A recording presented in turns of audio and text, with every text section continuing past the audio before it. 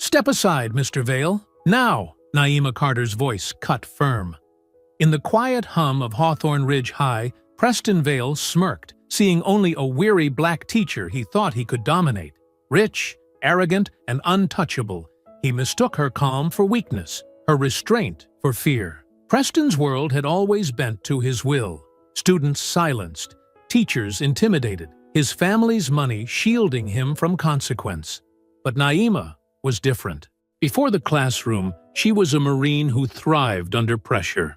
When Preston's hand closed around her throat, he thought he owned the moment. Instead, he ignited a battle that would shatter his family's power. Before we go any further, comment where in the world you are watching from, and make sure to subscribe, because tomorrow's story is one you don't want to miss. The morning sun filtered through the windows of Hawthorne Ridge High's main hallway, casting long shadows across the freshly waxed floors.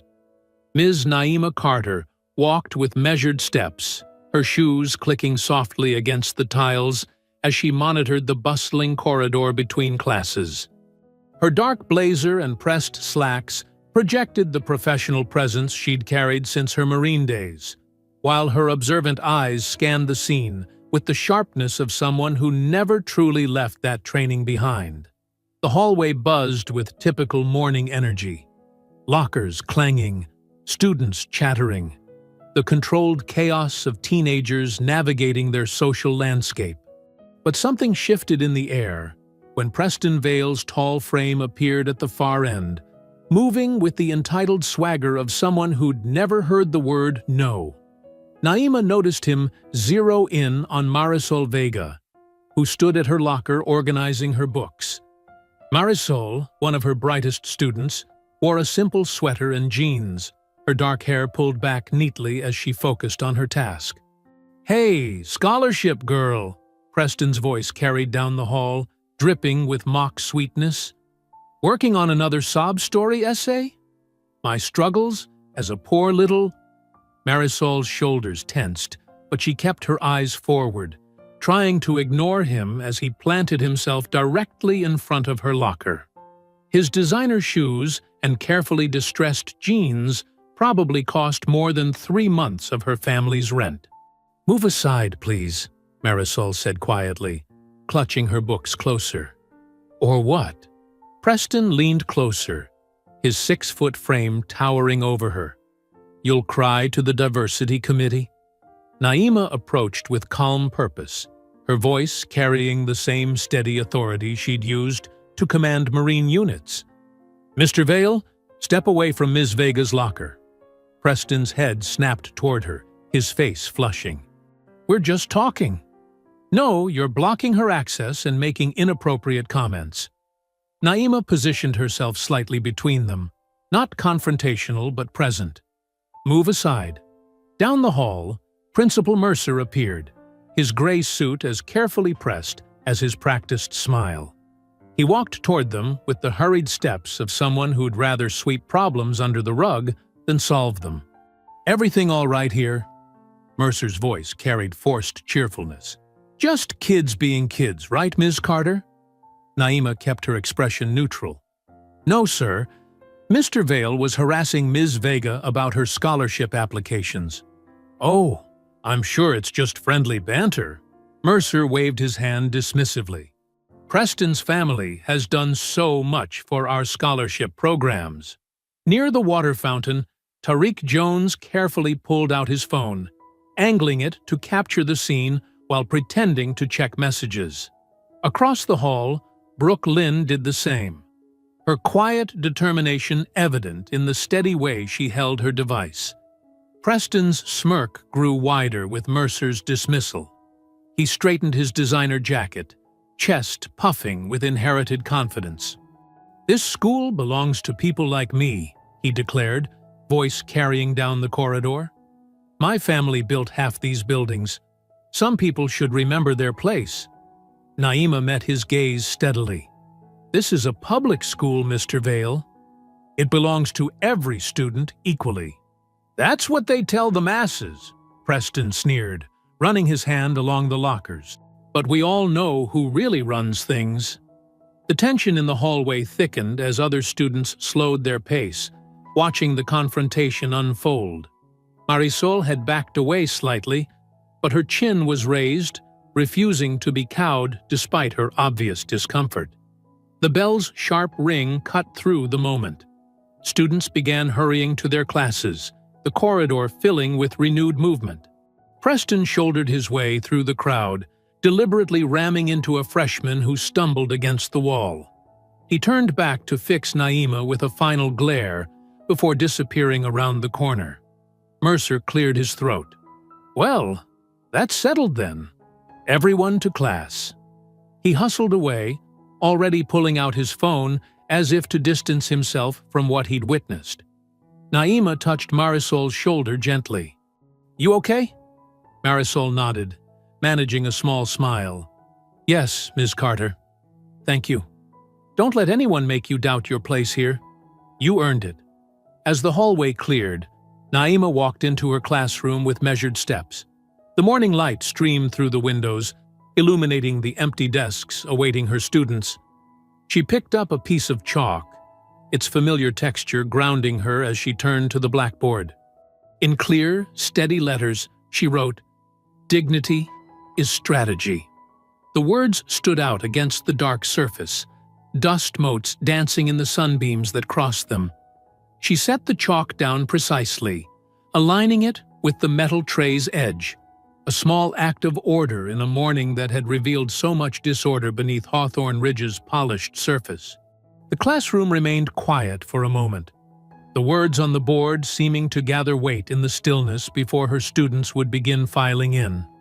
The classroom's clock ticked steadily, marking time until the next bell would signal the official start of first period. The afternoon sun slanted through the classroom windows, casting long shadows across the worn tile floor of Naima's English classroom. Papers rustled as students packed up their copies of Their Eyes Were Watching God, the discussion of Janie's journey toward self-determination still hanging in the air. The dismissal bell was moments away. Naima stood at her desk, organizing the day's assignments into neat stacks. She glanced up occasionally, scanning the room with the instinctive vigilance that had become second nature during her Marine years. Most students chatted quietly, shouldering their backpacks and gathering their things. But something caught her attention. A shift in the energy at the back of the room. Preston Vale had pushed away from his desk and now loomed over Marisol's workspace, his 6-foot frame casting a shadow across her papers. His designer shirt stretched across his shoulders as he leaned down, planting both palms on her desk. "So, scholarship girl," Preston's voice carried through the classroom, deliberately loud enough to draw attention. "How exactly do you plan to make the grade? Extra credit with the admissions board?" Several students froze, books half-packed. The classroom's comfortable atmosphere evaporated, replaced by a thick tension. Marisol kept her eyes down, trying to slide her notebook into her bag, but Preston shifted to block her path. "I heard you've got quite the sob story planned for those essays," he continued, smirking. "Poor little immigrant family, working so hard." He made a show of wiping away an imaginary tear. Naima set down her papers with precise control. "Mr. Vale," her voice cut through the tension. "Step aside. Now." She moved from behind her desk with measured steps, her shoes clicking against the tile floor. The Marine Corps had taught her that true authority didn't need to shout. It was in the stance, the tone, the unwavering certainty of command. Preston's head snapped toward her, his face flushing red. "Or what?" he sneered. "You'll write me up? Call my mommy?" His fingers drummed against Marisol's desk in agitation. "This is your final warning," Naima stated, closing the distance. "Move away from Ms. Vega's desk." Something dangerous flashed in Preston's eyes. The raw fury of privilege challenged. His jaw clenched, and in one explosive moment, he lunged forward. His hand shot out, fingers clamping around Naima's throat with crushing force. The classroom froze in shocked silence. Time seemed to stretch like taffy, sound dropping away except for the harsh rasp of Preston's breathing. But Naima's body remembered. 15 years of Marine training kicked in with mechanical precision. Her hands came up, executing a perfect wrist peel maneuver, thumb pressing into the pressure point near his thumb joint, other fingers creating leverage. A quick twist broke his grip, and she used his own momentum to push him back with controlled force. Preston stumbled backward, his expensive shoes sliding on the smooth tile. His arms windmilled as he lost balance, and he crashed to the floor with a resounding thud that seemed to shake the whole room. His face transformed from rage to shock as his head bounced slightly against the hard surface. The spell of silence broke. Gasps and exclamations filled the air as phones appeared from pockets and backpacks, screens glowing as they captured every second from different angles. The harsh fluorescent lights reflected off dozens of phone cases aimed at the scene. Running footsteps echoed in the hallway. Officer Darren Lentz burst through the door, his uniform crisp, and his expression alert as he assessed the situation. Principal Mercer followed close behind, already wringing his hands. "Now, let's all stay calm," Mercer said, his voice pitched high with anxiety. "Ms. Carter, please, let's not escalate this situation. We can handle this internally." "No." Naima's voice was steady as she pulled out her own phone. "We cannot." Preston pushed himself up to sitting, his carefully styled hair disheveled, designer clothes rumpled. The mask of arrogance had cracked, revealing something younger and more uncertain underneath, as he watched Naima dial 911. "This is Naima Carter at Hawthorne Ridge High School," she spoke clearly into the phone. "I need to report an assault." Mercer stepped forward, reaching for her phone. "Ms. Carter, think about what you're doing." Officer Lentz held up a hand, stopping the principal. "Sir, step back. This is now a criminal matter." His other hand rested on his body camera, the small red light indicating it was recording. Through the open classroom windows came the first faint wail of approaching sirens. Students stood frozen, phones still recording, as the sound grew louder. In the tense quiet, a soft chime came from Naima's phone, an airdrop notification from Marisol Vega, containing raw video footage of the entire incident. The sunlight continued to stream through the windows, dust motes dancing in the golden beams as the sirens drew closer to Hawthorne Ridge High School. The comfortable routine of a normal school day had shattered, leaving something far more serious in its wake. The fluorescent lights of the school office buzzed overhead as Naima sat in one of the hard plastic chairs, her back straight, hands folded calmly in her lap. The Marine Corps had taught her how to maintain composure under pressure, and those lessons served her well now. Across the room, Preston slouched in his chair, his designer clothes still wrinkled from his fall, an ice pack pressed against the back of his head. Officer Lentz stood between them, his presence creating a clear divide in the cramped space. His body camera's red light blinked steadily as he flipped open his notepad. Principal Mercer hovered nearby, tension visible in every line of his body. "Now, let's handle this step by step," Officer Lentz said, his voice professional and measured. "Ms. Carter, please tell me exactly what happened." Naima spoke clearly, her words precise. "I was collecting papers at my desk when I observed Preston Vale harassing one of my students, Marisol Vega. When I approached and instructed him to step away, he grabbed me by the throat with his right hand, applying significant pressure." Officer Lentz nodded, writing in his notepad. "And then? I used a defensive maneuver to break his grip and create distance. He lost his balance and fell." "Ms. Carter, please," Mercer cut in, wringing his hands. "Surely we can discuss this reasonably. Preston is a senior, about to graduate. His whole future—" "Sir," Officer Lentz interrupted firmly, Please don't interfere with an official statement. He turned back to Naima. Did you suffer any injuries? Naima touched her throat lightly. Some soreness. There may be bruising. Officer Lentz documented this, then turned to Preston. Mr. Vale, your version of events?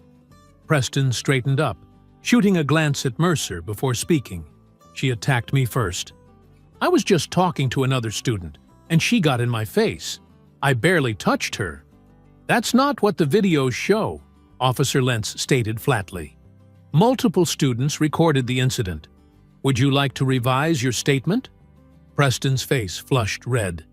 He looked down at his expensive sneakers, suddenly seeming much younger than his 19 years.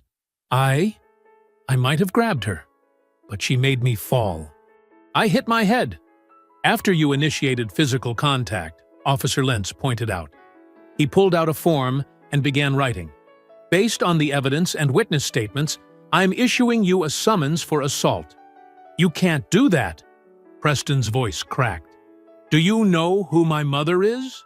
The law applies equally to everyone, Mr. Vale, Officer Lentz replied, continuing to write.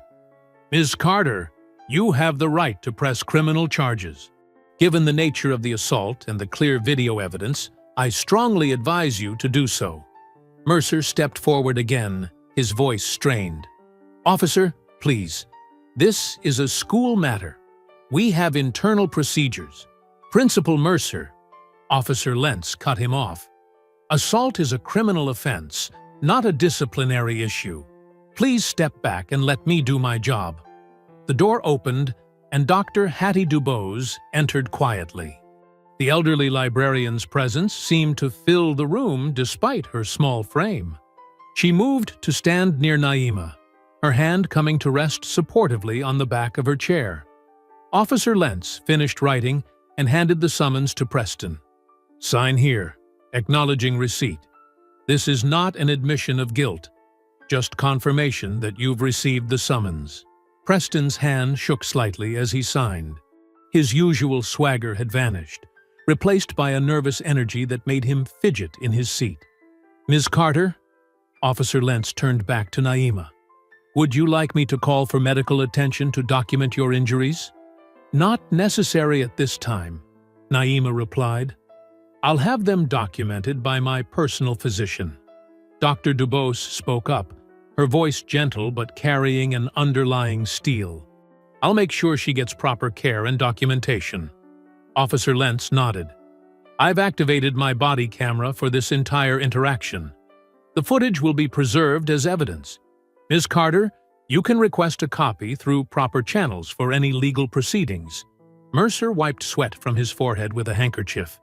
Surely we can find a way to resolve this without involving courts and lawyers. That ship sailed when Mr. Vale chose to assault a teacher, Dr. Dubose stated firmly. Actions have consequences. Officer Lentz finished his paperwork and addressed Preston again. You're free to go, but I strongly suggest you avoid any contact with Ms. Carter or other witnesses. Any attempt at retaliation will result in additional charges. Preston stood up shakily, clutching the summons. He looked like he wanted to say something, but instead turned and hurried out of the office, the door closing behind him with a soft click. Thank you, Officer Lentz, Naima said, rising from her chair. I appreciate your professionalism. Dr. Dubose linked her arm through Naima's. Come on, child. Let's get your things, and I'll drive you home.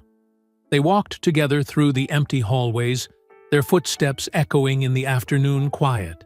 Dr. Dubose's presence was comforting, reminding Naima of the strong women who had guided her through difficult times before. You held yourself with dignity, Dr. Dubose said softly. That's what they fear most, our unshakable dignity. They reached Naima's classroom, and she moved to her computer to shut it down for the day. A new email notification blinked on her screen. The subject line read, Urgent Administrative Action Notice. Opening the email, Naima read the first line. Effective immediately. You are placed on administrative leave pending review. Dr. Dubose read over her shoulder, her grip on Naima's arm tightening slightly. The afternoon sun cast long shadows across the classroom floor, and somewhere in the distance, a school bell rang, marking the end of another period. The sunset painted Naima's small bungalow in shades of amber as she sat at her kitchen table, hands wrapped around a mug of chamomile tea that had long since gone cold. Dr. Hattie Dubose occupied the chair beside her, her weathered hands resting atop a stack of papers they'd been reviewing. "Child, you did everything right," Hattie said softly, pushing her wire-rimmed glasses up her nose. "By the book, just like they always told us to do." Naima stared into her tea, watching the faint ripples from her trembling hands. The day's events kept replaying in her mind. Preston's grip on her throat, the shocked faces of her students, Officer Lentz's professional handling of the situation, and then that email. 20 years of service, Naima said quietly. Not one complaint. I've guided hundreds of students through AP literature, helped them find their voices. And now you're showing them something even more important. Hattie interrupted, her voice firm but gentle. You're showing them how to stand up with dignity when the system tries to push you down. The crunch of tires on gravel cut through their conversation. Through the front window, they watched a sleek black sedan pull up to the curb. The porch light flickered on automatically, illuminating two figures emerging from the car. Speaking of the system, Hattie muttered, straightening in her chair. The doorbell chimed, its cheerful tone at odds with the tension filling the room. Naima rose slowly, smoothing her shirt more out of military habit than concern for appearances. Through the peephole, she saw Eloise Vale's perfectly coiffed hair and practiced politician's smile. Naima opened the door, standing tall in the frame. "Mrs. Vale." "Ms. Carter," Eloise replied, her voice honey-sweet. "This is Ruth Pennington, our family attorney. May we come in? We have a matter to discuss that could benefit everyone involved." Naima stepped aside, allowing them entry. Eloise's designer heels clicked against the hardwood floors as she took in the modest living space. The bookshelves packed with well-worn classics, the framed Marine Corps flag on the wall, the stack of student essays waiting to be graded. "Dr. Dubose," Eloise acknowledged with a slight nod. "I didn't expect to find you here." "I expect there's a lot you didn't expect today," Hattie replied evenly, remaining seated. Ruth Pennington, a sharp-featured woman in an expensive suit, placed her briefcase on the kitchen table and extracted a thick envelope and a single sheet of paper. "Ms. Carter," Pennington began, "we're here to offer a resolution that will allow everyone to move forward without further unpleasantness." "Unpleasantness," Naima repeated, the word tasting bitter. "Is that what we're calling assault now?" Eloise's smile tightened almost imperceptibly. "We all know how things can be misinterpreted in the heat of the moment. Preston is deeply sorry for any misunderstanding." "There's no misunderstanding on the video," Hattie interjected. "About that," Pennington said, sliding the envelope forward. "We're prepared to offer a very generous settlement. 7 figures, Ms. Carter, tax-free, along with a formal letter of apology from Preston." Naima looked at the envelope but didn't touch it. "In exchange for?" "You'll need to sign a non-disclosure agreement naturally," Pennington explained, "and we'll require all copies of the video to be surrendered and deleted. Additionally, you'll need to make a statement clarifying that the physical contact was mutual and unfortunate." "You want me to lie," Naima stated flatly. "We want to protect a young man's future," Eloise cut in, her practiced smile never wavering. "Think of what you could do with this money, Ms. Carter. Buy a house in a better neighborhood. Travel. Never worry about a teacher's salary again." Naima's hand unconsciously rose to her throat, where the bruises were beginning to form. "My integrity isn't for sale, Mrs. Vale." "Everyone has a price," Eloise said, her voice dropping its sugary coating. Don't let pride stand in the way of security. Pride? Naima's voice remained steady, but her eyes flashed. This isn't about pride. This is about right and wrong. This is about showing my students that actions have consequences, no matter who your parents are. Then let me be clear, Eloise said, all pretense of friendliness gone. You won't like what happens next. One teacher against the Vale family? Against the school board? Against the entire system? You'll lose everything. Your job, your reputation, your peace of mind. I've already lost my job, Naima replied. But I won't lose my self-respect. The answer is no. Pennington began gathering her papers. We'll leave the offer open for 24 hours. After that, you can direct all communication through my attorney. Naima finished. Eloise's heels clicked toward the door, but she paused before exiting. You're making a serious mistake, Miss Carter. One you'll regret for a long time. After they left, Hattie squeezed Naima's hand. You did good, child. They spent the next few hours talking quietly, but their phones kept buzzing with notifications. Social media posts were appearing, carefully crafted to paint Naima as the aggressor. Anonymous accounts shared edited clips that cut out Preston's initial assault, showing only his fall. The porch light clicked on again as another car pulled up. This time, it was attorney Janelle Brooks, her briefcase in one hand and a determined set to her jaw. She didn't wait for an invitation, striding through the door with purpose. I saw the posts, Janelle said, pulling out her laptop. They want to fight dirty in the dark? Fine. We'll fight them in the daylight. The morning sun streamed through Hattie's dining room windows, casting long shadows across stacks of documents and open laptops. What was usually a cozy space for Sunday dinners had transformed into a command center. Maps of the school district pinned to walls, folders spread across every surface, and the constant hum of a printer working overtime filled the air. Naima sat at the head of the oak table, her military-instilled posture unwavering despite her exhaustion. To her right, Janelle Brooks typed furiously on her laptop, pausing occasionally to adjust her reading glasses. Marisol and Tariq huddled over their phones, methodically backing up video footage to secure cloud storage. Found another one, Hattie announced, emerging from her study with a dusty file box.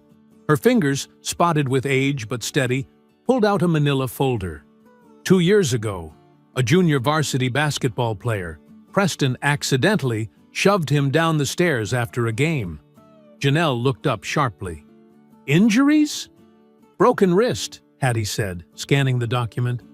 Family received a settlement, standard NDA language. But here's what's interesting. The payment came through a shell company, not directly from the Vales. They're hiding the pattern, Naima observed, her voice tight with controlled anger. Marisol raised her hand instinctively before speaking, a habit from class. Ms. Carter, I remember that. The player was Diego Martinez. He transferred schools right after. And here's the second incident, Hattie continued, pulling out another folder. Female student, name redacted. Preston grabbed her wrist hard enough to leave bruises when she refused to go to homecoming with him. Another quiet settlement. Tariq leaned forward. I got the hall footage from yesterday backed up in 3 different places. They can't delete this one. Good work, Janelle nodded, still typing. The third incident, Hattie? The librarian's face darkened as she opened the final folder. Coach Thompson filed a complaint about Preston's behavior during track practice. 2 days later, he was fired for budget cuts. Generous severance package with, you guessed it, an NDA. 3 incidents, 3 cover-ups, Naima said, standing to pace the room. Her Marine training showed in her measured steps, all buried under money and legal threats. Janelle's printer whirred to life, spitting out pages. I've got our FOIA requests ready. School board meeting minutes. budget allocations for student wellness settlements, email correspondence between Mercer and the Vales. They'll fight the requests, Hattie warned. Let them, Janelle replied with a fierce smile. Every denial just strengthens our case for the civil action. Speaking of which, she turned her laptop around, displaying a document dense with legal language. This complaint isn't just about yesterday's assault. We're going after the whole system of protection they've built. Marisol's phone buzzed. She checked it and frowned. They're already trying to pressure my family. My mom got a call about my scholarship being under review. Document everything, Janelle instructed. Every call, every threat. It's all evidence. The room fell silent as Naima's phone rang. The screen displayed SGT Whitaker. She put it on speaker. "Red, you're on with everyone."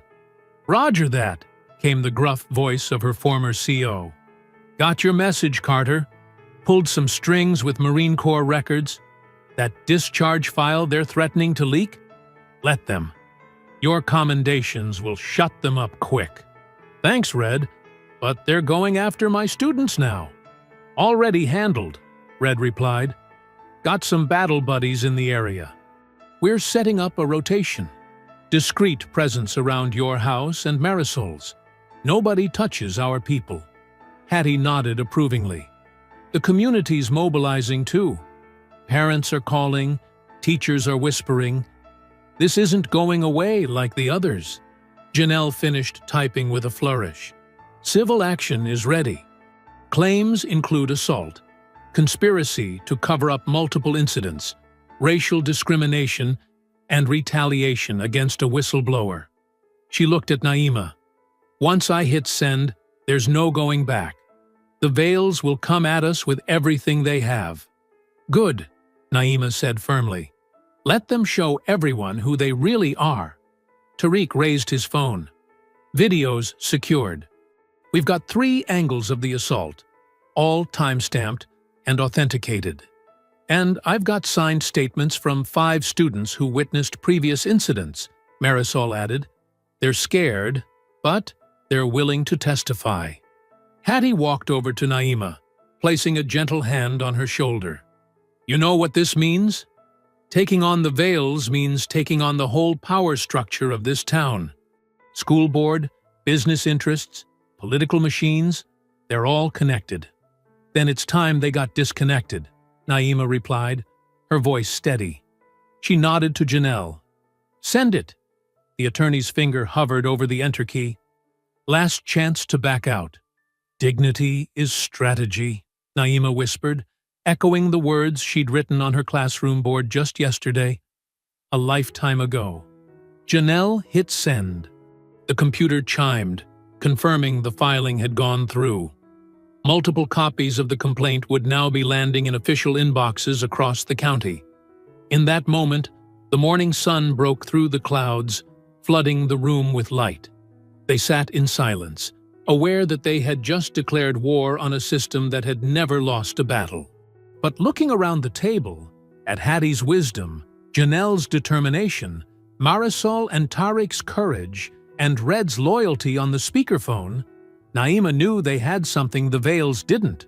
Truth, documented and ready for daylight. Naima's phone buzzed at 6 a.m., pulling her from fitful sleep. A new district email sat bold in her inbox, its subject line stark. "Notice of conduct hearing. Mandatory attendance." She sat up, military-honed instincts pushing aside exhaustion. The message was cold, bureaucratic. "Ms. Carter, a special board conduct hearing has been scheduled for Thursday, 9 a.m., regarding recent events and allegations of professional misconduct. Attendance mandatory. Failure to appear will result in immediate termination. 3 days." They weren't wasting time. Her phone kept buzzing as she made coffee. Social media exploded with divided reactions. Local Facebook groups filled with heated debates. Some called her a troublemaker, others a hero. Justice for Naima trended alongside Darcher's Fire Carter. Delete nothing, Janelle had instructed. Screenshot everything. Naima's inbox overflowed. She sorted through them methodically, creating folders. Threats. Know your place. Should have taken the money. Leave our town. Support. My daughter's in your class. We stand with you. Thank you for being brave. Former students. You taught me to speak up. Remember that time you helped me with college apps? Her hand trembled slightly as she sipped her coffee. Not from fear, from the effort of containing her anger at a system that thought it could intimidate her into silence. Her doorbell rang. Through the peephole, she saw Coach Derry Wainwright shifting nervously on her porch, looking over his shoulder. She opened the door. "Ms. Carter," he said, voice low. "Can we talk?" She led him to her kitchen. He declined coffee, hands fidgeting with his baseball cap. "I should have come forward sooner," he began. "About Preston. About all of it." "Tell me now," Naima said quietly. "Last year, Preston got rough with one of my players in the locker room. Kid's family couldn't afford lawyers. I went to Mercer." Coach Derry's jaw clenched. "He called me to his office, said if I pursued it, they'd review my contract, said I had a mortgage to think about. Called it being practical." Naima recorded his statement on her phone, with permission. "Will you testify?" "I've got 2 kids in college," he said, then straightened his shoulders. "But yes, this has to stop." Her phone buzzed again. Janelle. "Emergency hearing in an hour," the attorney announced. "Judge Harriman's chambers. I'm filing for a temporary restraining order to protect our student witnesses. They're already getting pressure. I'll be there." The courthouse was quiet at 8 a.m. Judge Harriman, a no-nonsense woman in her 60s, reviewed their evidence of intimidation. Screenshots of threatening messages to Marisol. The scholarship review warning. Similar pressure on other potential witnesses. "Granted," she said firmly. "No contact, direct or indirect, with any student witnesses. 100 yards minimum distance. I'm also ordering preservation of all school security footage and electronic communications." Outside the courthouse, reporters gathered. Janelle handled them with practiced skill, while Naima slipped out the back. She drove to Hawthorne Ridge High, knowing she wasn't supposed to be there. The parking lot was half empty. Many parents had kept their kids home. Through the windows, she could see Mercer in his office, on the phone, gesturing angrily. Using her key, they hadn't asked for it back yet, she entered her classroom. The air felt different. Empty desks stood in perfect rows. Student essays waited in her inbox, ungraded. Their voices echoed in the silence. Discussions about Toni Morrison, debates over Shakespeare, moments of breakthrough when literature connected to life. On her desk, a pile of sticky notes had appeared. "We miss you, Ms. C. Stay strong." They picked the wrong teacher to mess with. Naima ran her fingers along her classroom library shelves. Books she'd collected over years of teaching. Some bought with her own money, others donated by former students. Each one carefully chosen to show her students themselves in literature, to help them find their voices. Their eyes were watching God. The Hate You Give, Night, Lord of the Flies, stories of power, resistance, dignity, and consequences. She touched each spine, a quiet ritual. This was what they wanted to take from her. This space where young minds opened to new possibilities, where students learned that words had power, that speaking truth mattered. The hallway security camera whirred, turning toward her classroom. Let them watch. Let them see her standing firm in her own space. Her phone vibrated. A text from Marisol. Got more videos from other students, meeting at Dr. Dubose's after school? Then another from Janelle. Restraining order served. Board meeting prep tonight. Bring everything. And one from Red. Marine's got your 6, Carter. Always. Naima straightened a row of books, ensuring each spine aligned perfectly. Military precision in this small act of defiance. They thought an empty classroom would break her. They had no idea what she'd survived before this. The morning bell rang, jarring in the silence. Somewhere in the building, her students were gathering without her. But not for long. 3 days until the hearing. 3 days to show this town what real strength looked like. She took one last look at her classroom, at the words still written on her board. Dignity is strategy. Not just a saying now, a battle plan. See you Thursday, she whispered to the empty room and walked out with her head high, leaving the door unlocked. She'd be back. Some things were worth fighting for. The library's community room hummed with tension as parents filed in for the emergency PTA forum. Fluorescent lights cast harsh shadows across worried faces. Naima sat between Hattie and Janelle in the back row, watching Councilman Brent Carlisle arrange papers at the podium. He's Eloise's attack dog, Hattie whispered, adjusting her reading glasses. Been doing her dirty work for years. Carlisle tapped the microphone, his expensive suit a stark contrast to the room's worn carpet and institutional furniture. Thank you all for coming on such short notice. Recent events have raised serious concerns about student safety at Hawthorne Ridge High. Parents shifted in their metal chairs. Some avoided eye contact with Naima, others offered subtle nods of support. Evidence suggests, Carlisle continued, his voice oily with false concern, that certain faculty members have encouraged students to provoke and record confrontations with their peers. This form of entrapment. Point of order. Hattie's voice cut through the room as she stood, straight-backed and dignified. The district's own security policy, Section 4.3, explicitly permits student recording of any incident where safety is concerned. She pulled a worn binder from her bag. And if we're discussing evidence, I have here 3 separate incident reports involving similar confrontations, all conveniently buried in administrative reviews. Carlisle's polished smile faltered. Dr. DuBose, this isn't... Furthermore, Hattie continued, the student handbook specifically protects the right to document and report harassment without fear of retaliation. Page 23, if anyone would like to verify. The room erupted into murmurs. A parent near the front stood up, pointing at Naima. My son says she's turning the kids against each other, making everything about race. My daughter says she's the only teacher who makes her feel safe. Another parent countered, rising. The only one who stops the bullying instead of ignoring it? The division in the room crystallized. One side demanded traditional values and respect for authority. The other spoke of accountability and protection for all students. Naima remained still, her Marine training evident in her composed posture. She watched parents she'd known for years choose sides, their true colors emerging under pressure.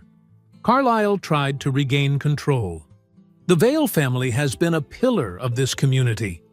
The Vale family, Janelle spoke up, her lawyer's precision cutting through the chaos, has no special exemption from assault charges.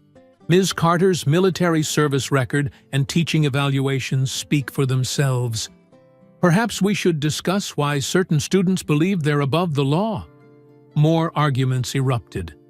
Parents jabbed fingers, voices rose. Security cameras whirred in the corners, recording everything, just as they had in the school hallway. After an hour of heated debate, the forum dissolved into smaller clusters of angry discussion. Naima gathered her things, nodding thanks to supporters who stopped to whisper encouragement. In the parking lot, the autumn air had turned sharp with cold. Hattie hugged Naima.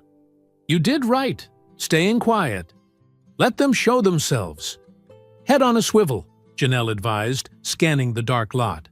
They were halfway to their cars when headlights suddenly flared behind them. A black SUV with tinted windows accelerated toward them, engine growling. Naima pushed Hattie behind a concrete pillar, her combat training taking over. The SUV screeched to a stop. A masked figure leaned out the passenger window. "Drop it!" a distorted voice commanded. "Last warning!" Before anyone could respond, the SUV peeled away.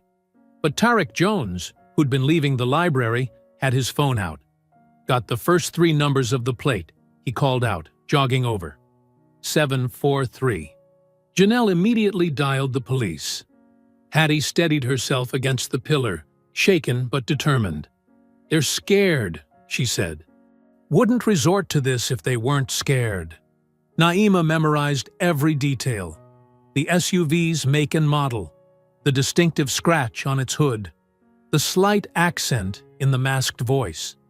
She'd learned in the Marines that fear tactics only worked if you let them.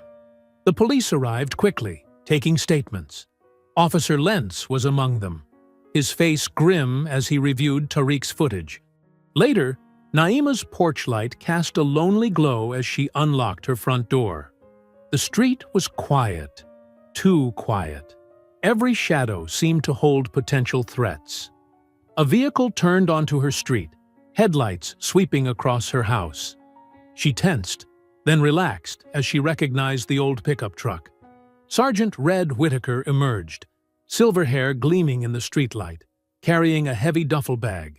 "Carter," he greeted her, as if they were back on base. "Got your 6. "Red, you didn't have to." "Marine Corps doesn't leave its own hanging." He set the duffel down. "I'll take night duty. Got some of our old unit rotating shifts. They pulled this intimidation garbage in the wrong neighborhood." Naima felt tension ease from her shoulders. She'd trained under Red, learned discipline and strategy from him. Now, here he was, still teaching lessons about loyalty and strength. "They're getting desperate," she said. "Good." Red checked sightlines with practiced efficiency. Desperate means sloppy. Sloppy leaves evidence. We just maintain position and let them make mistakes. He settled into a chair on her porch, duffel bag within reach. The message was clear. This house, this teacher, would not stand alone. The school auditorium buzzed with tension as hundreds packed the wooden seats.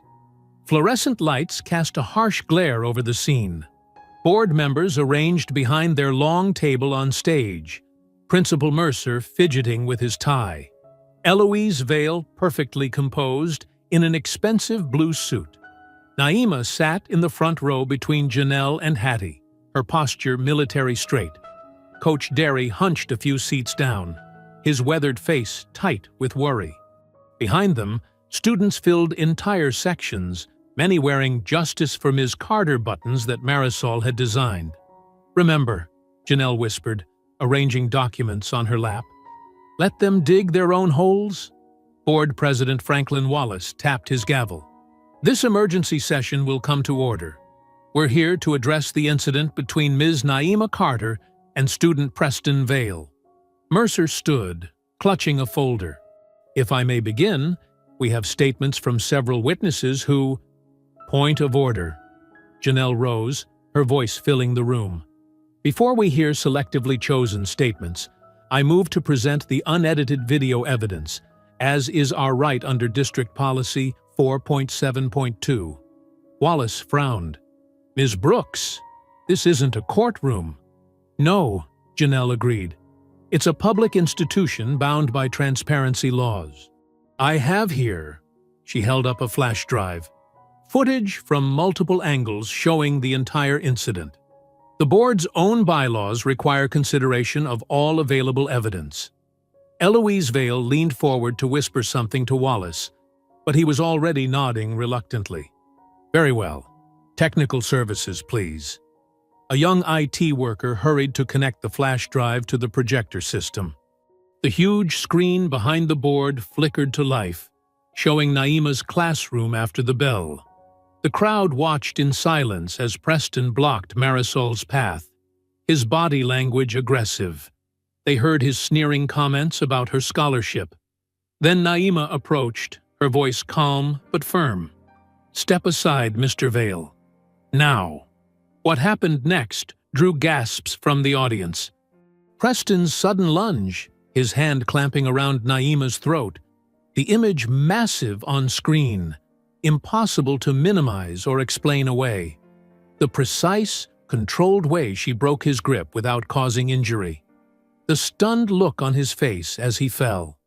"Freeze frame," Janelle commanded. The technician complied, leaving Preston's hand clearly visible around Naima's throat. Phones emerged throughout the auditorium, capturing the frozen image. Board member Sarah Chen removed her glasses, rubbing her eyes.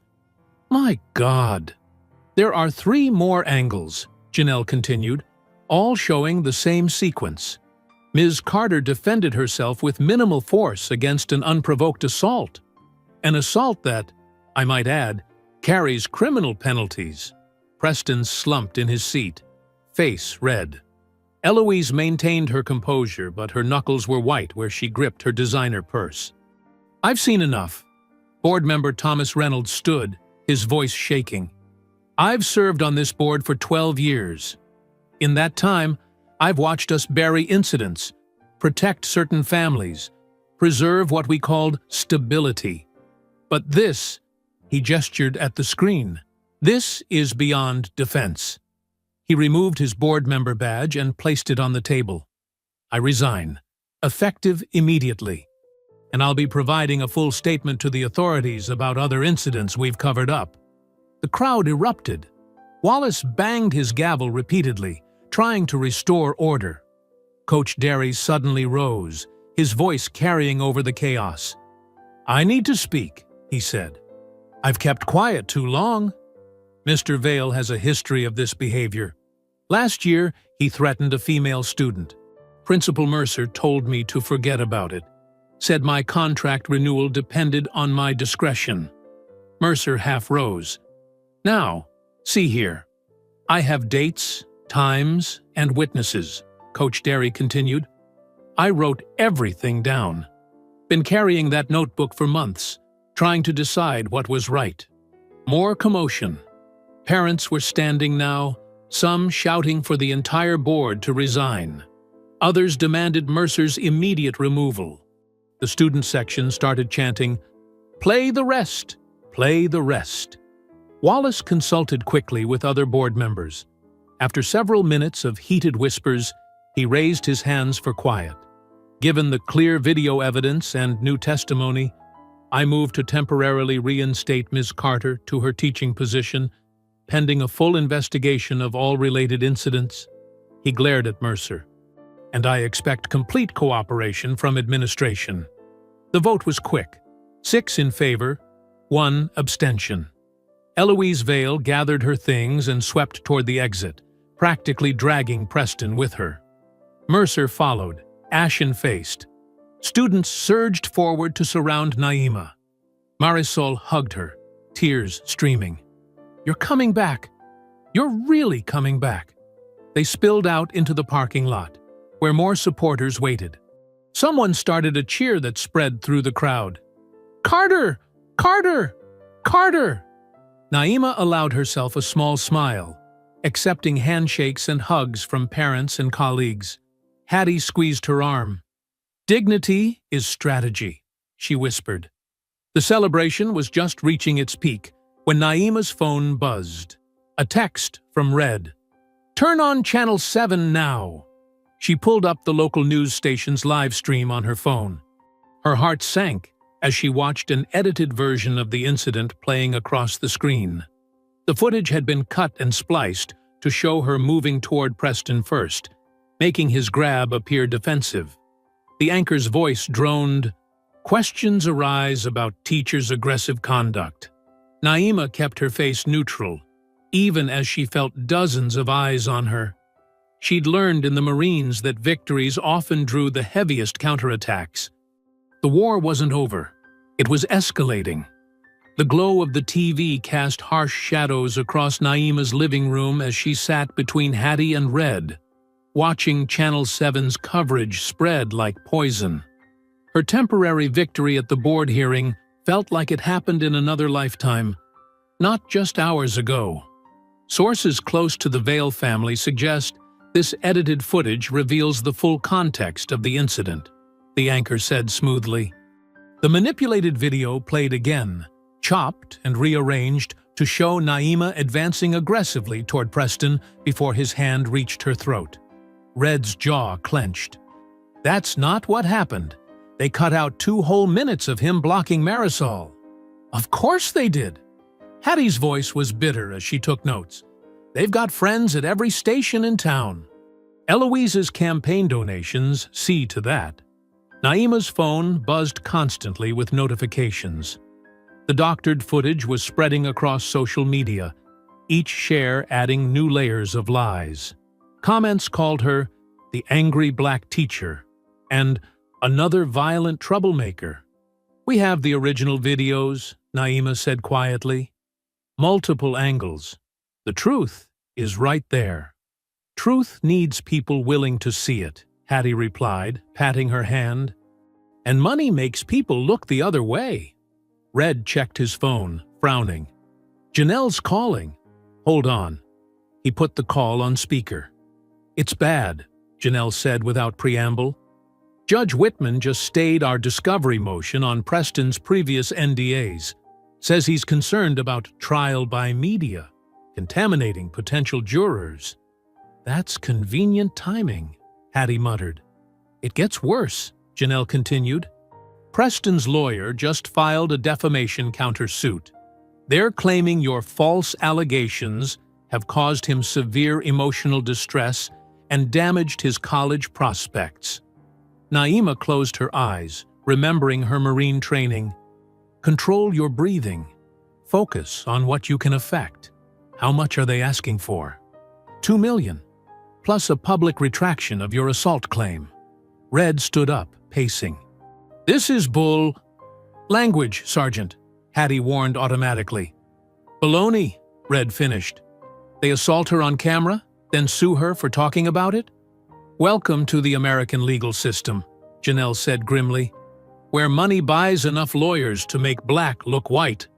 Naima watched the TV as another station picked up the edited footage. Her own face looked alien to her in their twisted version. Angry, threatening. They'd even darkened the footage slightly, making her seem more menacing. We need to counter this narrative, Hattie said. I've got contacts at the Black Heritage Society. They can help spread the real video. A crash of shattering glass cut through the room. Red moved instantly, shoving Naima and Hattie behind the couch as a brick thudded onto her carpet. Outside, tires squealed. Stay down, Red commanded, already running for the door. His military training was evident in his swift, precise movements. Through the window, they could see a dark sedan speeding away, its taillights gleaming. Red sprinted after it, his phone out, recording. 479, he called back over his shoulder, capturing the partial plate before the car disappeared around a corner. Naima approached the brick carefully, noting the paper wrapped around it. She used a pen to carefully unfold the note without touching it directly. The message was typed, "Drop the charges or worse comes next." Hattie was already on the phone with the police. Glass crunched under her shoes as she paced. Yes, we need an officer right away. This is Dr. Hattie Dubose at 1247 Maple Street. We've just had a brick thrown through Ms. Carter's window with a threatening note. Red returned, breathing hard. Lost them at Cedar Avenue. But that partial plate, it's the same one Tariq spotted after the PTA meeting. Naima stared at the broken window, feeling the cool night air seep in. The breach in her home's safety brought back memories of night watches in war zones. But this was different. In the Marines, the enemy was clear. Here, the attacks came wrapped in lawyers' letters and edited videos, followed by bricks in the dark. I'm staying tonight, Red declared, brooking no argument. We'll set up watches like we did in Fallujah. I'll make coffee, Hattie said, heading to the kitchen, and call that glass repair service that does emergency boarding. Naima carefully photographed the brick, the note, and the broken glass from multiple angles. Evidence. Everything was evidence now. Her phone buzzed again, More notifications about the edited video, more comments calling her a liar. Red placed a hand on her shoulder. "We've got your 6, Marine." She nodded, grateful for his solid presence. The police would come, take statements, file reports. Tomorrow, Janelle would add this incident to their growing file. But tonight, the cool air whispered through her broken window, carrying a message clearer than any typed threat. The system was fighting back. In her kitchen, Hattie hummed an old civil rights song as she made coffee. Its familiar melody, a reminder that others had faced worse and prevailed. Red checked the perimeter, his footsteps regular and reassuring on her porch boards. Naima touched the jagged edges of glass still clinging to the window frame. She'd taught her students about symbolic imagery in literature, how broken things often represented broken systems. Now her own window had become a symbol, its sharp edges reflecting the fractured justice they were fighting to repair. The night stretched ahead, dark and uncertain. But she wasn't alone in facing it. That would have to be enough for now. The plywood over Naima's window blocked out the streetlights, casting deeper shadows across her living room. The harsh sound of power tools had faded, leaving behind the quiet hum of late-night conversation and coffee cups clinking against saucers. Hattie settled into the armchair while Red checked the temporary barrier one final time. A soft knock at the back door made them all tense. Red moved swiftly to check through the peephole, then relaxed. "It's Marisol." The girl slipped in quietly, her shoulders hunched under her backpack. Dark circles shadowed her eyes, and she clutched her phone like a lifeline. Naima guided her to the couch, noting how her star student's usual confidence seemed dimmed. "I wasn't sure if I should come," Marisol said, her voice barely above a whisper. "But I had to tell you." She pulled out her laptop, opening it to display an email. "This came an hour ago." Naima leaned in to read, feeling Hattie's presence behind her shoulder. The message was politely worded but crystal clear. The Vail Family Foundation, a major donor to the school's scholarship fund, was reviewing their commitment to the program. "They're going to take away my college money," Marisol said, her voice cracking. 4 years of perfect grades, and they can just—" She pressed her hands to her face, shoulders shaking. Hattie moved forward, wrapping an arm around the girl. "Not on my watch, child. Not on my watch." She pulled out her own phone, fingers flying over the keys. "I've got connections at the Black Heritage Society, the Hispanic Education Foundation, and 3 alumni associations. We'll find you new funding." "But my mother—" Marisol wiped her eyes. "She works so hard. This scholarship was supposed to be my way to help her." "Listen to me," Hattie said firmly, taking Marisol's hands. "Your mother didn't raise you to bow to bullies. Neither did Ms. Carter. We'll find a way." Another knock interrupted them, this one at the front door. Red checked again. "Coach Derry," he reported, "with what looks like half a grocery store." The football coach entered carrying 2 large paper bags, his weathered face etched with concern. He set the food on Naima's coffee table, still warm containers of his wife's famous chicken soup, fresh rolls, and enough coffee supplies to fuel an army. "Margaret stress cooks when she's worried," he explained, running a hand through his thinning hair. "And I'm done being quiet about what I've seen." Naima gestured for him to sit. He perched on the edge of an armchair, hands clasped between his knees. "I've watched Preston for years," he continued, "the way he treats people when he thinks no one important is looking. The things Mercer swept under the rug." "We need that testimony, Coach," Janelle said, having arrived earlier to document the brick incident. She pulled out her laptop. "Are you willing to go on record?" Derry nodded slowly. "Got a mortgage to worry about. But I've got a conscience, too. And it's been mighty noisy lately." He glanced at Marisol. "These kids deserve better than what we've been giving them." Red had been moving between windows, checking sight lines. Now he gathered everyone's attention.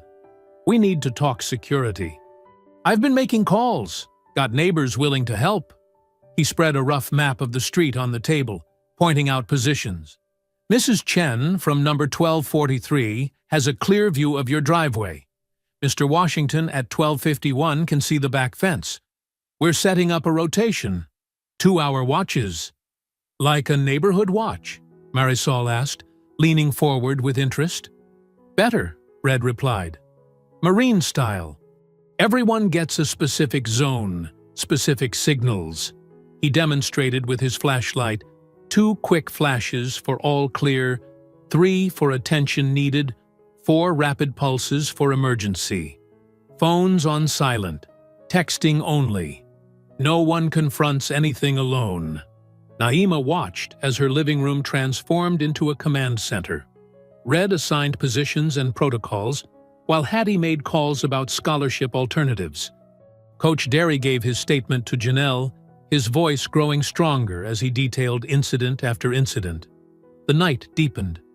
Marisol dozed on the couch, her laptop still open to college applications.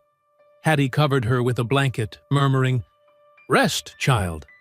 We'll fight tomorrow." Around 3 a.m., neighbors began arriving in pairs for Red's security briefing. Mrs. Chen brought thermoses of hot tea. Mr. Washington arrived with his son, both wearing reflective jogging gear. Perfect cover for late-night observation. "Remember," Red instructed them, "you're not vigilantes.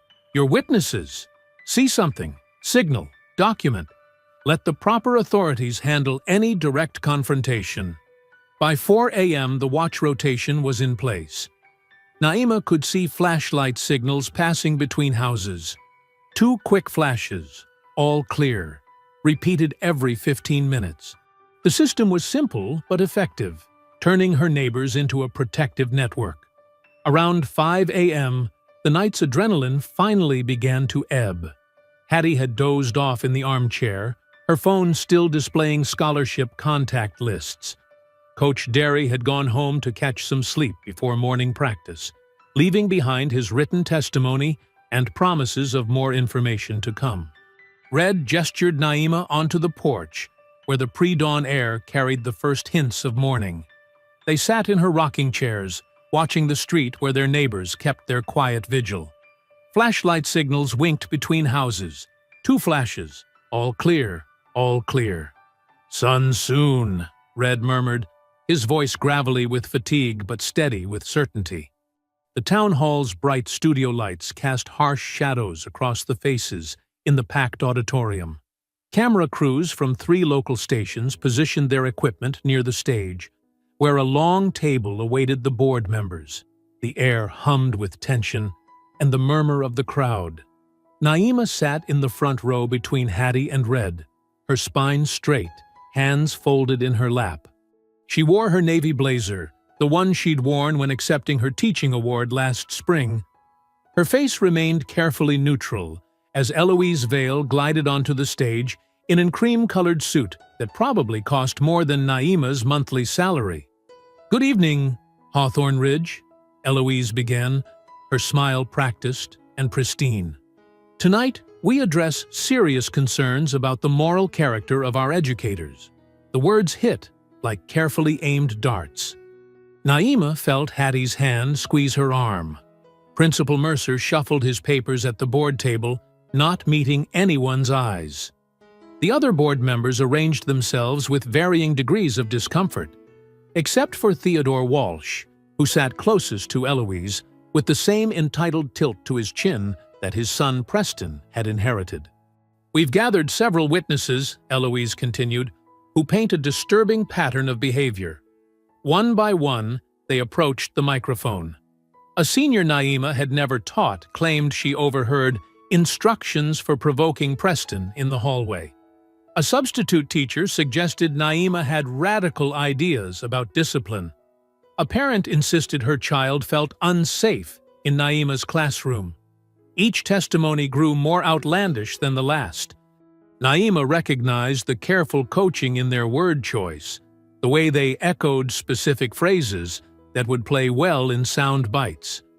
"Ms. Carter," one woman said, dabbing at dry eyes with a tissue, "told students to record everything Preston did. She was targeting him, trying to ruin his future." Red's jaw clenched. Hattie scribbled furious notes, but Naima remained still, remembering her Marine training. Let the enemy exhaust their ammunition. Preston sat in the second row, surrounded by his usual crowd of enablers. His smirk grew with each testimony, his phone occasionally lighting up as he texted, probably bragging to friends about his imminent victory. After the parade of witnesses, Mercer stood. His hands shook slightly as he adjusted his tie. "In light of these troubling revelations," he said, "I move to terminate Ms. Carter's employment for cause, effective immediately." The words hung in the air like smoke. Cameras swiveled to capture Naima's reaction, but she gave them nothing except dignity. Board member Sandra Chen spoke up. "Shouldn't we review the original incident footage again?" "Already settled," Walsh cut in. "We're voting on new evidence of misconduct." The deliberation lasted 17 minutes. Naima counted each one, breathing in the steady rhythm she'd learned in basic training. Around her, she could feel the tension in her supporters.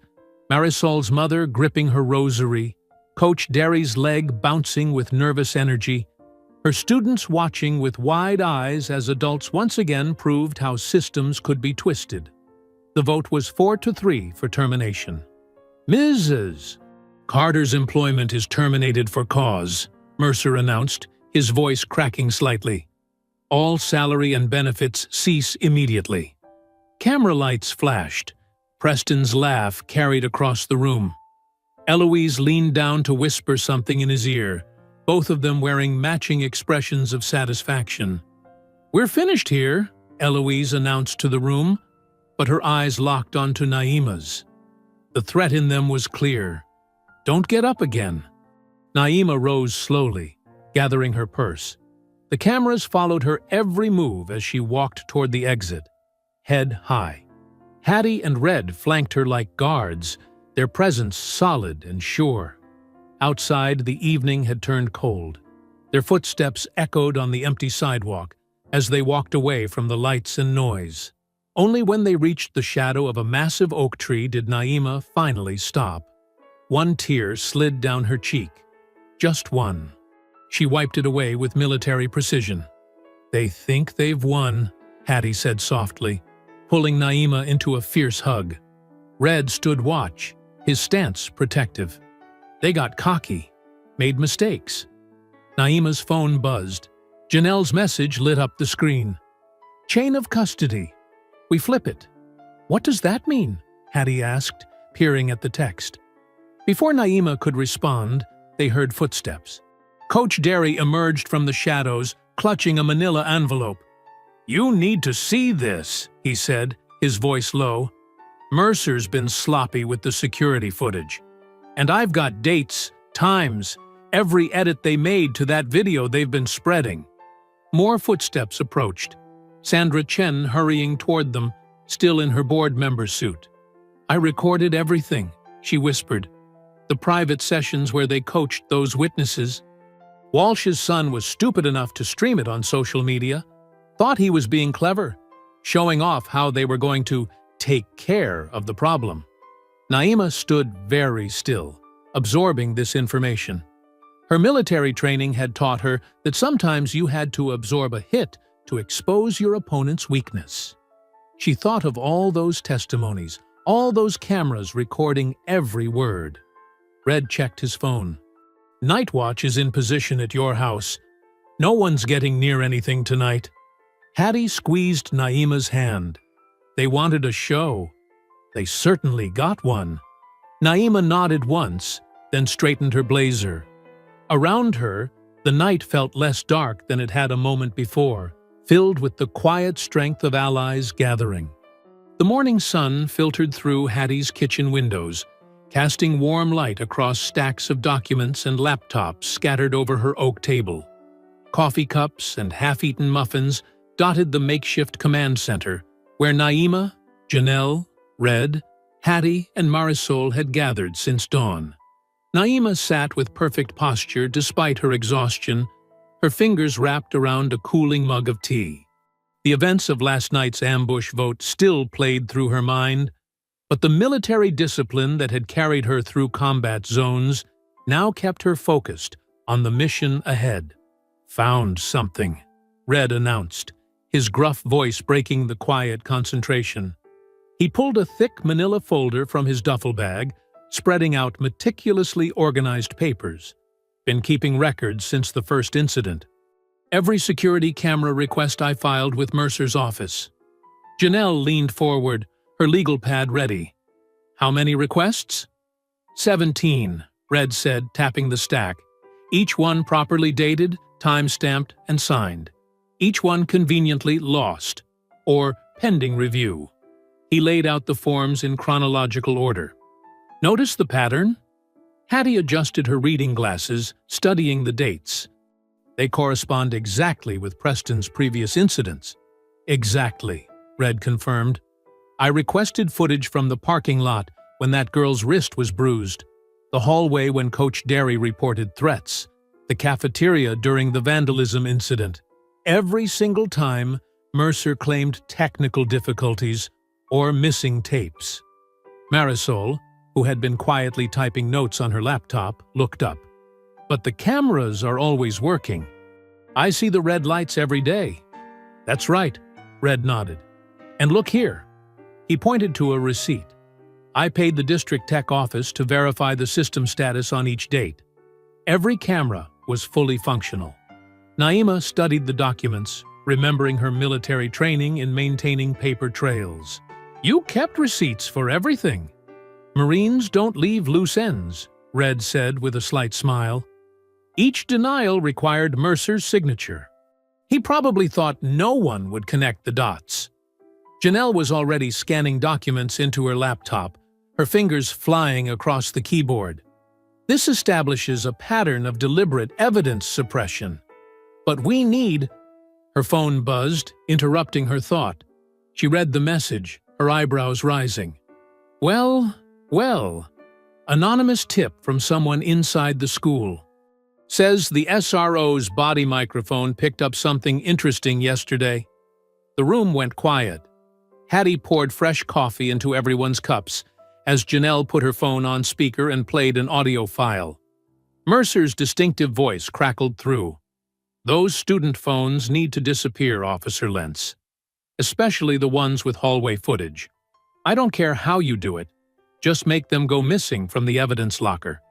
The Vale family has been very generous to the district's security budget. "My God," Hattie whispered. "That's tampering with evidence," Red growled. Marisol sat up straighter. "Officer Lentz must have refused. That's why our phones weren't taken. And why he issued the summons to Preston by the book," Naima added, remembering the SRO's professional handling of the initial incident. Janelle was already pulling up legal documents on her laptop. "This changes everything. We can file an emergency motion for a chain of custody hearing. The edited video they're spreading, the ignored security footage, the attempt to destroy evidence, it all shows coordinated suppression."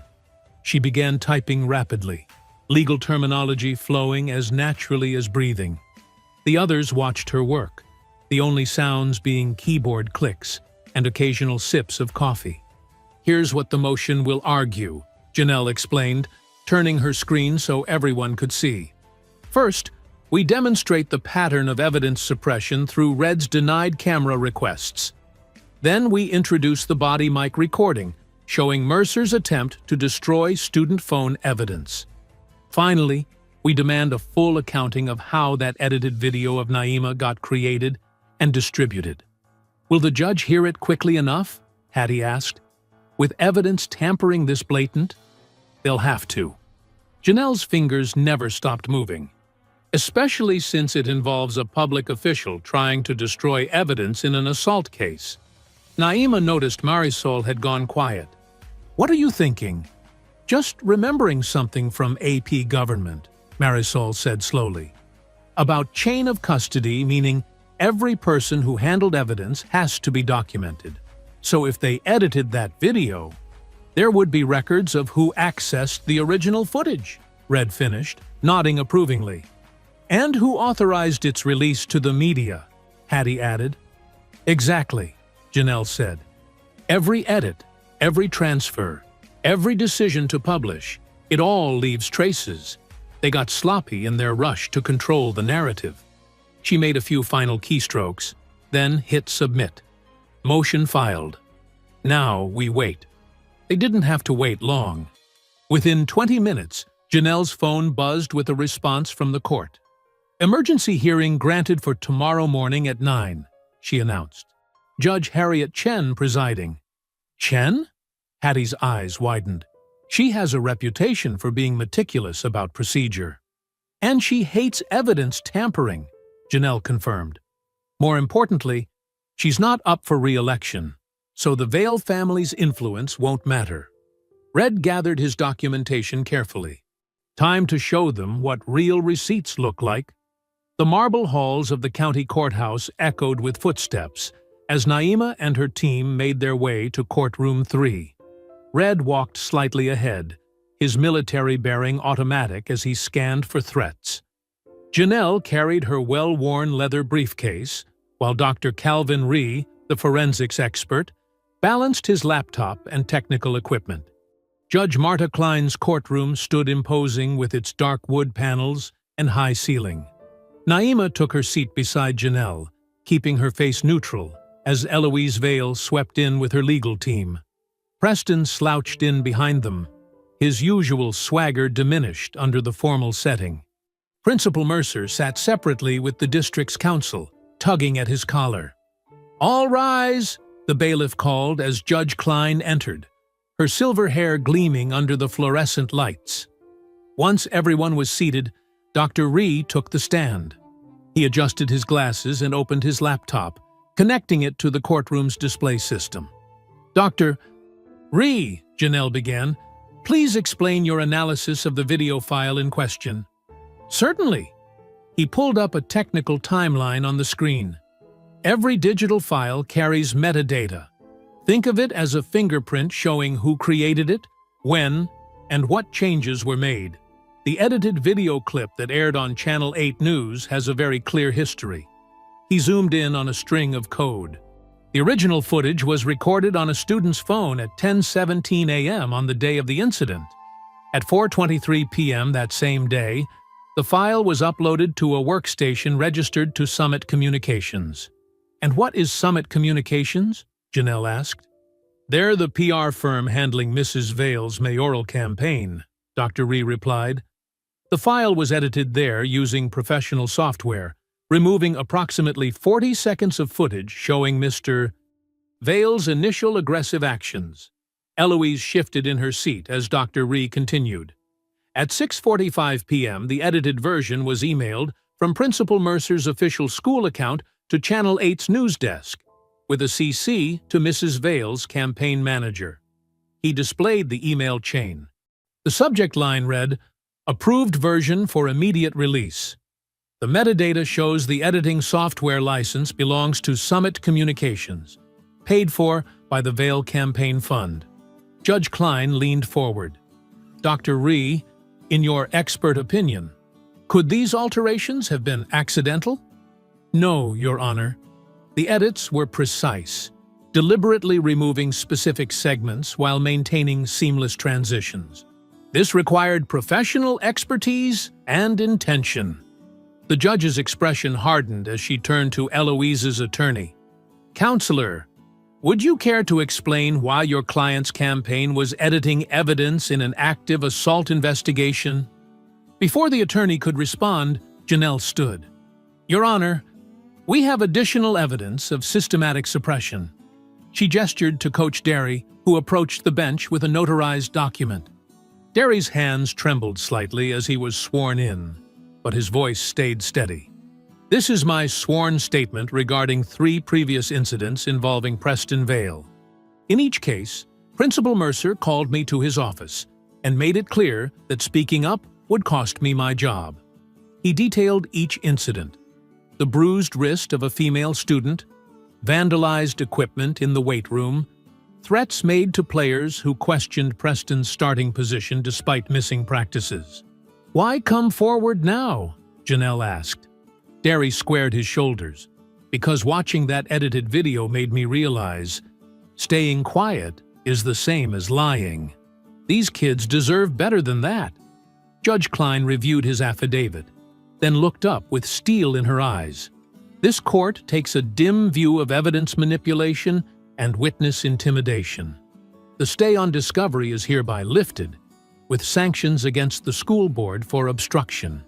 She turned to Eloise. "Mrs. Vale, your campaign's involvement in editing evidence places you dangerously close to contempt charges. Consider this a warning. This court will not tolerate attempts to suppress truth through media manipulation." The judge issued her orders rapid fire. Full discovery to proceed immediately. All sealed NDAs to be opened. Forensic preservation of all related communications, and Naima's immediate reinstatement pending final resolution. "Furthermore," she added, "any retaliation against witnesses will result in severe consequences." "We're adjourned." The gallery erupted in whispers as people filed out. In the courthouse corridor, Naima found herself surrounded by a growing circle of quiet support. Students, parents, and teachers gathered around her. Not with loud cheers, but with subtle nods and gentle touches to her shoulders. Marisol's mother pressed a container of homemade empanadas into her hands. A freshman boy who'd been in her poetry club showed her his phone. A social media group called Stand with Ms. Carter had over 2,000 members. Coach Derry's wife squeezed her hand without words. Through the crowd, Naima caught glimpses of Eloise's face twisted with fury as she hustled Preston toward their waiting car. Mercer slipped out a side door, shoulders hunched. But for once, their attempts to escape scrutiny only highlighted their isolation. Red positioned himself at Naima's shoulder, parade rest stance conveying silent protection. Dr. Hattie dabbed at her eyes with a handkerchief, while Janelle organized the next steps with brisk efficiency. The afternoon sun slanted through the courthouse's high windows, catching dust motes in golden beams. Naima stood in its warmth, surrounded by her community's quiet strength, feeling each small gesture of solidarity like a shield being forged link by link. A student's parent, a custodian at the school, approached with coffee for everyone. Another parent who worked as a court clerk offered to help organize the upcoming documents. A retired teacher promised to substitute for free if Naima needed recovery time. The messages were clear. You are not alone. We see the truth. We stand with you. Emergency lights blazed across Hawthorne Ridge High's facade as community members filed into the auditorium for the hastily called board session. Tech crews adjusted cameras for the live stream, while Janelle arranged her laptop and files at the podium.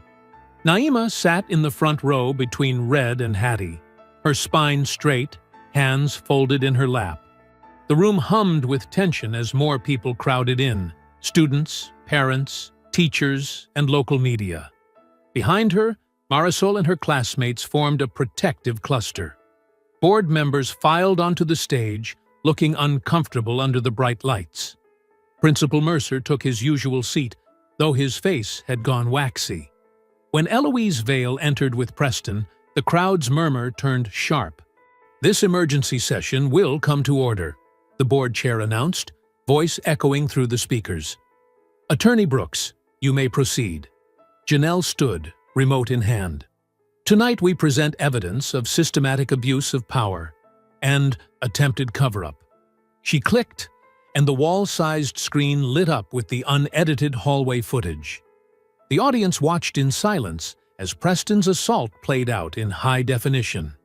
His hand gripping Naima's throat. Her controlled response. The gathered students' gasps of shock. "Now," Janelle continued, "listen to what happened next." She played the SRO's body mic recording. Mercer's voice filled the room. "Those phones need to disappear. You understand me? Make this go away." Color drained from Mercer's face as his own words condemned him. Eloise's knuckles went white on her armrest. "But that's not all," Janelle said. The screen split into panels showing previous victims, faces blurred but voices clear, describing encounters with Preston. An athlete describing threats in the locker room. A student council member detailing vandalized campaign posters. A girl quietly explaining why she transferred schools. Each of these incidents was buried under NDAs, Janelle explained. Each time, money and influence protected the aggressor instead of the victims. She pulled up a new screen. Text messages from Preston's phone, obtained through subpoena. The words blazed above the crowd. "She needs to learn her place. Nobody tells me no in my school. Dad's lawyers will handle it like always." Preston slumped in his chair, the swagger finally deserting him as his own words exposed his character. "Ms. Carter," Janelle called, "would you demonstrate the defensive technique you used that day?" Naima rose smoothly and walked to the center aisle. "I'll show you exactly what Marine Corps defensive training looks like." Her voice carried clear and steady. "The goal is to end conflict with minimal force while protecting everyone involved." She invited a female board member to assist. "Please place your hand here," she guided. Then, with precise, controlled movements, she demonstrated the wrist peel maneuver that had broken Preston's grip. "Notice, no punches thrown, no excessive force, just careful discipline to create distance and prevent harm." The contrast with Preston's violent grab was stark. "Mr. Vale," Janelle called, "would you care to explain your actions that day?" Preston looked around wildly, finding no escape from the cameras and eyes fixed on him. His face crumpled. His voice cracked. "I never thought. Nothing ever happened before when He looked down at his hands. "No one ever made me face what I did." "Because money and influence protected you," Janelle pressed. "Yes." The word seemed torn from him. "Mom and Dad always fixed it. I thought I could do whatever I wanted." Tears started rolling down his face. "I was wrong. I'm sorry." "I'm so sorry." The board chair cleared his throat. "We have before us several motions. First, Principal Mercer has submitted his resignation, effective immediately." Mercer stood stiffly and walked off stage without looking back. "Second, the Ethics Committee has found Mrs. Vale in violation of campaign finance laws for unlawful coordination in evidence tampering. She faces significant fines." Eloise's face was a mask of fury as she stood. "I withdraw from the mayoral race," she announced through clenched teeth, then stalked toward the exit. Finally, regarding Preston Vale, he has agreed to plead guilty to assault.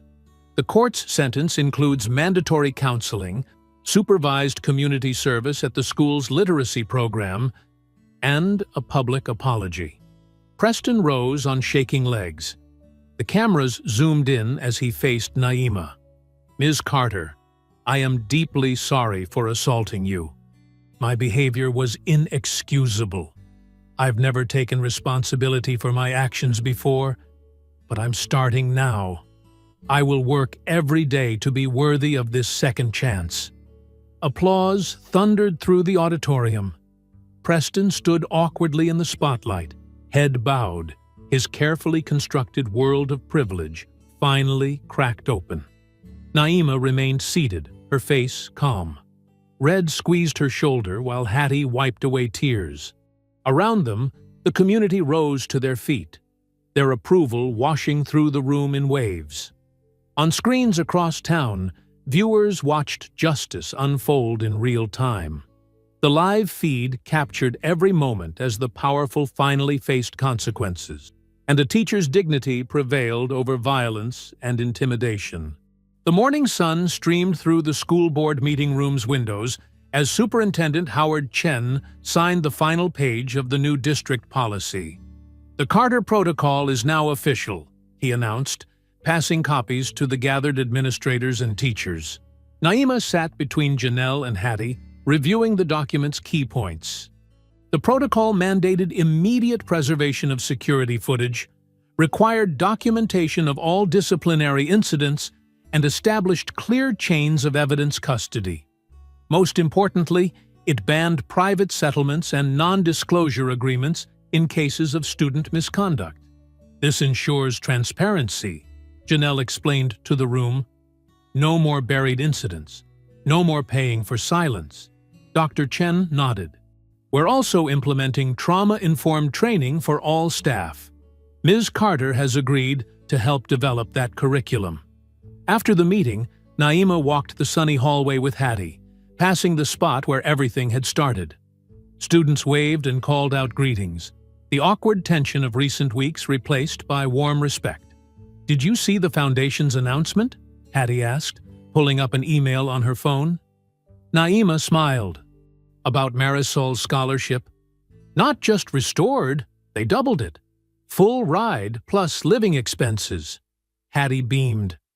The Morgan Foundation was furious when they learned about the Vail donors' threats. They're creating a whole new social justice scholarship program in Marisol's name. They reached the library, where Brooklyn and Tarek Jones were setting up a display about digital documentation and student rights. Both had received special commendations from the school board for their role in preserving evidence. "The exhibit looks great," Naima told them, examining the carefully arranged timeline of events. "We wanted to show how everyone's small actions added up," Brooke explained. "One video, one witness statement, one person speaking up. It all matters. Plus the technical stuff," Tariq added. "Proper timestamps, backup copies, verification methods. So next time, everyone knows how to protect the truth." Down the hall, they passed Coach Derry's office, where he was hanging his newly approved tenure certificate. The board had recognized his eventual courage in coming forward, extending his contract with additional protections for whistleblowers. "Officer Lentz got his commendation today, too," Coach mentioned as they passed. The chief actually thanked him for following procedure instead of playing politics. Times really are changing. The local newspaper sat folded on his desk, showing Eloise Vail's terse withdrawal statement. She'd resigned from all community boards as well, and rumors suggested the family was house hunting in another state. The article also noted that former Principal Mercer was cooperating with state investigators looking into years of mishandled incidents. That afternoon, Naima prepared the gym for her first community self-defense clinic. She'd insisted it be free and open to everyone. Students, parents, faculty. The sign-up sheet had filled immediately. "Remember," she told the gathered participants, "this isn't about hurting others. It's about protecting yourself and de-escalating conflict. Dignity is strategy." Preston Vail stood quietly at the back, distributing water bottles as part of his community service. His designer clothes were replaced by simple gym wear, his former swagger nowhere in sight. When participants needed a partner, he stepped in without complaint, allowing himself to be used to demonstrate proper defensive stances. "Good," Naima said, as he helped a freshman practice a wrist release. "Now remember, control, not aggression. The goal is distance and safety." Preston nodded, his face serious as he played his role. During water breaks, he efficiently refilled coolers and cleaned up spills without being asked. The change in him was stark. Not broken, but humbled into something closer to wisdom. Parents watched from the bleachers as Naima led everyone through basic techniques. Marisol and her mother practiced side by side, their movements growing more confident. Tarek recorded segments for the school's safety website, while Brooke took notes for the student paper. "Let's finish with boundary setting," Naima announced. "Your voice is your first line of defense.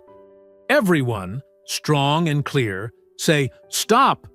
The word echoed off the gym walls as dozens of voices joined together. Even Preston participated, his quiet "stop" carrying a weight of understanding it hadn't held before. As the session ended, participants gathered their things, chatting and practicing movements. Several thanked Naima, including a few who'd initially opposed her during the controversy. She noticed some of them exchange numbers, building new connections. "Same time next week?" people called out. Naima nodded, already seeing how these sessions could help heal the community's divisions. Preston finished his cleanup duties, pausing near the door. "Ms. Carter?" His voice was subdued but steady. "Thank you for teaching me what you could have done to me that day, but didn't." Naima met his eyes. "Remember that feeling when you're tempted to use force against others?" He nodded once and left, shoulders straight, but not proud. The gym slowly emptied as the sun began to set. Naima checked the equipment, straightened the mats, and finally moved toward the exit. She could hear kids jogging on the track outside, their sneakers thumping rhythmically on the asphalt. As she turned off the lights and locked the heavy gym doors, she felt the familiar cadence rising in her throat. Her soft voice carried just enough for her own ears. Left, right, left. The evening air held a new crispness, matching the freshly awakened spirit she felt in the town. Students called out goodbyes as they passed. A parent waved from their car.